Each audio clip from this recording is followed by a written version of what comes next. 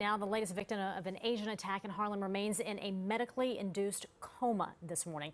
61-year-old Yao Pan Ma was collecting cans last Saturday night on 3rd Avenue and 125th Street when he was brutally assaulted. The suspect, Jared Powell, was arrested and charged with attempted murder for leaving Ma to die on the street. I'm joined right now this morning by the Ma family spokesperson, Karlin Chan, with an update on Yao Pan's condition and how his family is coping with this enormous tragedy. Good morning, Karlin. Thank you for joining us today. Good morning. Thank you. I want to get Thank the you latest. for having me. Absolutely. I want to get the latest on his condition because last we heard he was still in a medically induced coma. What is that today, and what's the extent of his injuries? His condition is unchanged from when he was first admitted to the hospital. I saw him yesterday, and basically they're just monitoring him for now.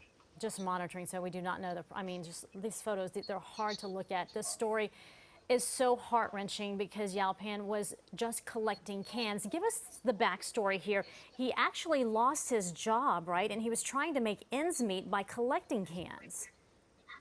Yes, he lost his job when the city went into lockdown last March. The restaurant he worked at was forced to close, and they never reopened.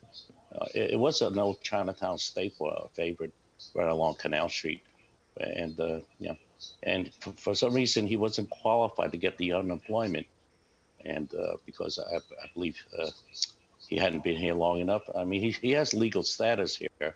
He's legal green card, but he didn't qualify for the unemployment benefits. So that forced him into picking cans and trying to make ends meet. It's just such an awful story. Yao Pan's wife, we understand, has remained by his bedside, in fact, this entire time. How is she dealing? How is the family dealing? It's a very traumatizing time for the family, and they just wish everybody would respect their privacy at this time. So let them give them some breathing room. There's numerous requests for interviews and other things, but we're basically we don't want a media circus out of this. It's a very disturbing time for them, and they're trying to get back. They're more concerned about Mr. Ma's condition and recovery than anything else.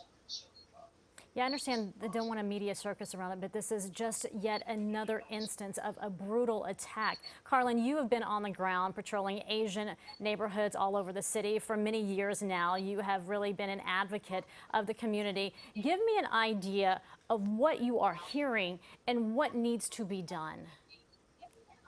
There's a certain amount of fear in the neighborhood, but the talk is. It's kind of frustrating when the police do their job, and they march a suspect, an assailant, into court, and the court is tied. They're forced to release the person right back into the street several hours later.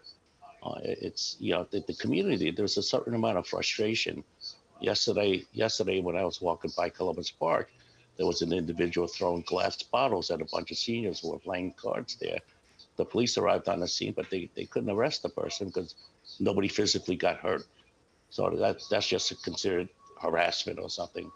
So I think I think when as an advocate for victims and for the unjustly accused, I definitely see room for bail reform. But I think it went a little too far when you took away discretion from judges, whether to set bail or whether to remand a suspect.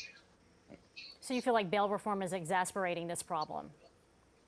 It is because the people committing these acts, they know that they're going to be back in the street back home in time for dinner. This is kind of ridiculous. If you spit on someone, if you verbally harass someone, you're back home. You're back home for dinner. Okay, so there is no punishment here, and so they would just go back out. They see another Asian person or something, they would act with impunity.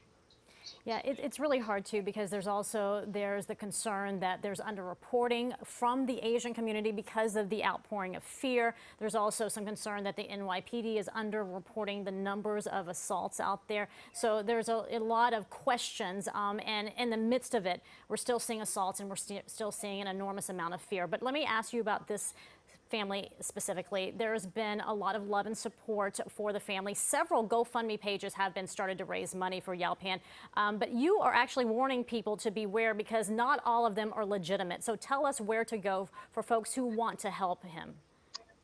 Okay, there is one legitimate page now, and we have the $541,000 in there. I was not the one who started. I have no access to the money myself, but that is, I will protect the family and ensure that the family does get these funds.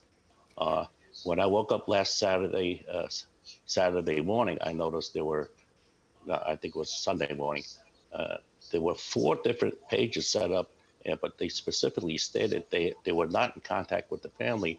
So that kind of raised red flags with me, whether these people were legitimately raising funds out of concern for the family.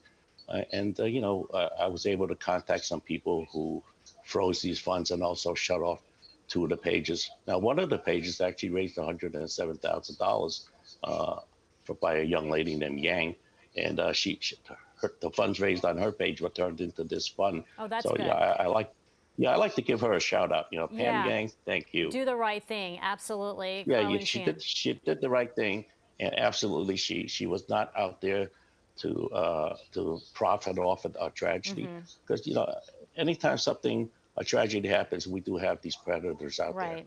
Well, thank you for setting the record straight on that. Thank you for the work that you're doing within the community. And clearly, this family needs this monetary support. He's still in a medically induced coma, and he was trying to support his family, Mr. Ma, by collecting cans. So, Karlin Chan, thank you for all your efforts, and thanks for joining us today. Right. Thank you. Absolutely. Bye-bye.